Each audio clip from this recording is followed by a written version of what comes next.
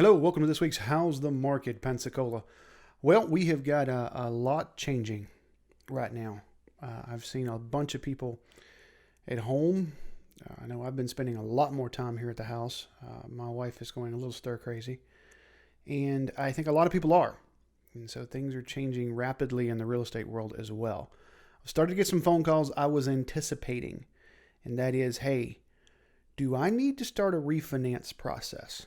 Do I need to pull some cash out of my home? Do I need to pull some cash out of my investment property? I've talked to a lot of my past clients over this past week. That's one of the things I did. And I can't tell you, there was probably 7 or 8 of them said, Shane, can you help me refinance? Absolutely, I can. If that's what we want to do, if it makes sense. Out of the 7 or 8, I told 2 of them that doesn't make sense. It does not make sense to do it. If we are looking at just pulling out cash as a reserve, right now is not the time.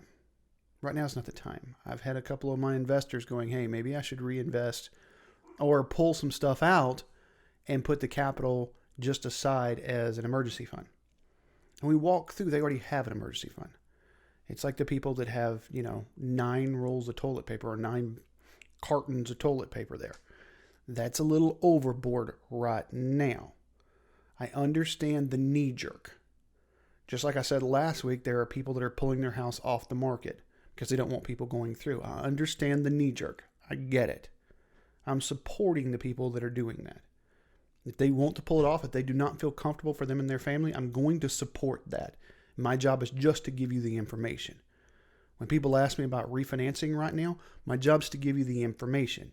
Can you? Yes. Did rates go down some? Sure. We're at about 3.5. If I get one more phone call asking me for a 0% mortgage, I'm going to shoot something. That doesn't happen. There's a difference between the Fed fund rate and what is normally the Treasury yield, the 10-year Treasury bond. That's what normally dictates mortgage rates, of course, for the first time in history that split. The 10-year Treasury yield went down and mortgage rates went up a little. So that was the first time that's happened in history. If you have not watched that YouTube channel or that YouTube video, get over there and watch that. I explained exactly what was going on. I titled it, Let's Get This Straight, so we understand what's happening right now. Refinances are going to happen. We're going to see a surge in those again. That's okay. I think purchases are still happening. I'm noticing 40, 50, 400 pendings Friday. 400 properties went pending. You know how many came active? 10. We can't sustain that. So you're going to see some inventory levels that are lower. So that's one of the reasons prices are driving up. Is the demand still there though? Yes. I have a client of mine that has literally wrote on 4 properties, either at or above list price, and lost on all 4. All 4. So things are a little different right now. I know we're creeping up on our 1-year anniversary for this show. Matter of fact, this is close to it because we started it in April. And I know this is March 30th. So we started it in April. This could be, if I go back, this may be our 1-year anniversary. This week is definitely our 1-year anniversary. But I always said I would do the 1-year anniversary in April, and it's not April yet. Today's March 30th, so we'll do that next week. But things are different. Things are different. And so I need you to understand that I have no problems having the conversations with you. None. If we want to talk about refinancing, let's talk about it. If we want to talk about making moves right now, because I've had people calling me going, do I need to liquidate this? Let's talk about it. But I had an investor call me saying, hey, I'm thinking about liquidating that one property. I got about $80,000 worth of equity in. I said, okay. All right, let's talk about that. Why? Well, because I can take that $80,000 and feel safer. Okay, how much do you have? What do you have in other areas? Because I know that some people are not real excited about getting the $1,200 thing we're getting from the White House. All right, a $1,200 piece or whatever, $2,400. That's okay. That goes a long ways for a lot of people. And in this service economy where we're not eating out as much, it probably could go a long way for everyone if they knew how to use it. But that one particular customer said, hey, I'm thinking about pulling this money out so that we can do that. I said, there's no problem with that. If that's what you want to do, if that will help you sleep better, then we can do that. But I need you to understand every aspect of this transaction before you go making that decision.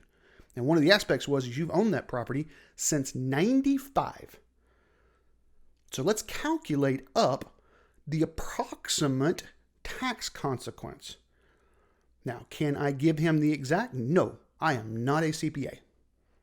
So I told him to talk to his CPA. He said, can you give me a ballpark? I said, well, based on the code right now, here's the percentages of this and here's the percentages of that. I don't know how much depreciation you've taken, but you got to recapitalize your depreciation. Then you have to capitalize any appreciation. Those are two different tax rates. So call your accountant before we continue this conversation. He did. He called me back about 3 hours and went, no, because I would put $80,000 in my pocket, but I would probably have a $25,000 tax consequence. That doesn't make any sense. So now $55,000 was not what he was looking for. He'd rather just take the income. That does make sense. All right. There's a reasons why we do 1031 exchanges. That's to avoid the tax consequences of selling a property, especially if we've owned it for a while.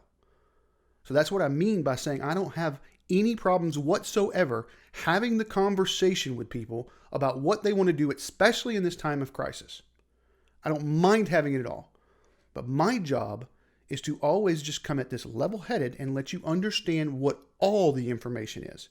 Not just the, hey, I want this money in my pocket right now because I don't know what's going to happen tomorrow. I get it. I get it. Fear and anxiety has blanketed this country. I get it. But you can't just make rash decisions without knowing what all the consequences are. In this world right now, we can't. I'm not going to allow any of my clients just to make rash decisions. I've got 2 that have decided they do want to sell. They're okay with the tax consequence. They're just paying for it. I get it. And like I said, I got about 7 or 8 now that are wanting to do an application to start a refinance. I get it. I understand. This makes sense to me. That is a pillar that's crossed my mind. I've looked at some of my rental properties that have massive amounts of equity in them. I've got one that's probably got $80,000, $90,000 worth of equity in it, just like that guy did. And I've looked at it going, when things get a little tighter, I can always pull a little money out of there. When I say I get it, I mean I get it. I'm in the same boat. This is the lowest inventory and the lowest pending board I've had in March in a decade. In a decade. Think about that. Now, that was 2010. March of 2010. What had happened in 8 and 9? The economic collapse. I had a lot of short sales on the board. I looked back to March of 2010. I had 14 short sales pending that I was working through, along with 3 other contracts. This has been a slower month for us. I think it's a pent-up demand, though. Let me tell you, when this thing does pass, and it will pass, the market's going to go nuts. It's going to go absolutely nuts. I think a lot of inventory will come on, but I think it'll be snacked up just as quick. So I have been preaching since before Halloween that we have an inventory crisis. We have that on top of a pandemic now. So that changes quite a few things in our world. Let's take a look at the numbers for our 2 counties as I do every show. Let's go. I'm a man on a mission. My mission is to help people break through all the noise out there and don't need no permission. I want to help you get to actual truth. Don't you just want the truth? All right, so if you haven't seen this show, I always start the show off with this slide right here. It says if you have between 6 and 7 months worth of inventory, you have what's called a neutral market. If we have greater than 7 months worth of inventory, it's considered a buyer's market. Less than 6 months inventory is considered a seller's market. What the slide doesn't say is greater than 9 months worth of inventory is a hyper buyer's market. Less than 3 months is considered a hyper seller's market. Let's take a look and see where we are. We are going to start this week in Escambia County. Escambia County. And again, everything under 250 is a hyper seller's market. And if you remember these from last week, some of these numbers have came down. 250 to 500, still a seller's market. Still a seller's market. We just have a little bit more inventory there. But again, these numbers have come down. I've looked at the percentage of these, and both numbers have come down. So numbers pending and the number active. So the month's inventory has kind of come close to the same as it was last week, but our actual inventory has come down some. 500 to 550, buyer's market, almost a hyper buyer's market. 550 to 600, definitely a hyper buyer's market. We've got over a year's worth of inventory. We've got 29 properties active right now and only 3 under contract. Not much of an appetite between 550 and 600 in Escambia County. 600 to 650, seller's market. So just like I said a couple of weeks ago, if you get this point right here in Escambia County and your property's worth right at 600,000, boy, can you tell me the difference between marketing something that is a hyper buyer's market and marketing something that's a seller's market?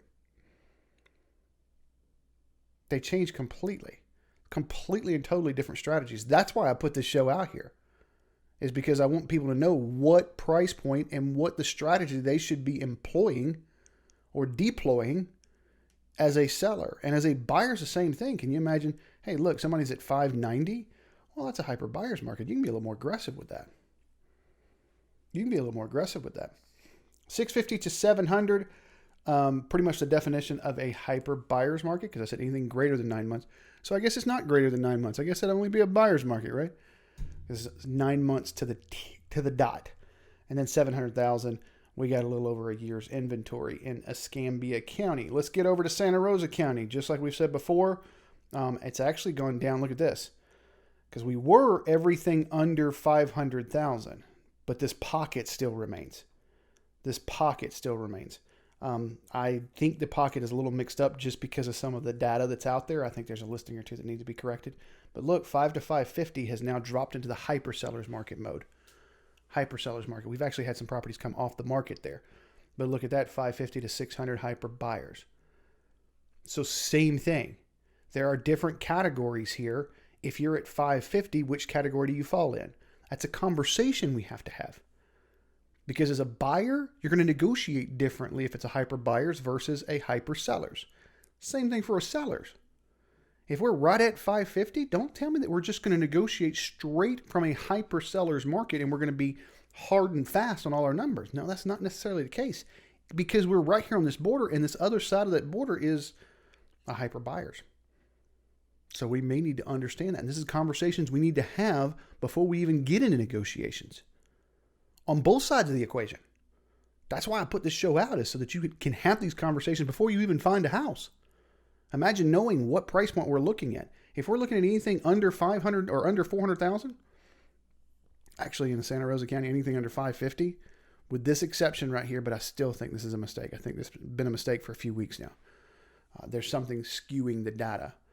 So anything under 550 now, it's a hyper seller's market. And that 150 to 200, I've brought this up for a few weeks. We're down to half a month's inventory. There's not much there. If you've got something in that 150 to 200 price point, call me, even if you're considering liquidating it, because we can push the envelope some.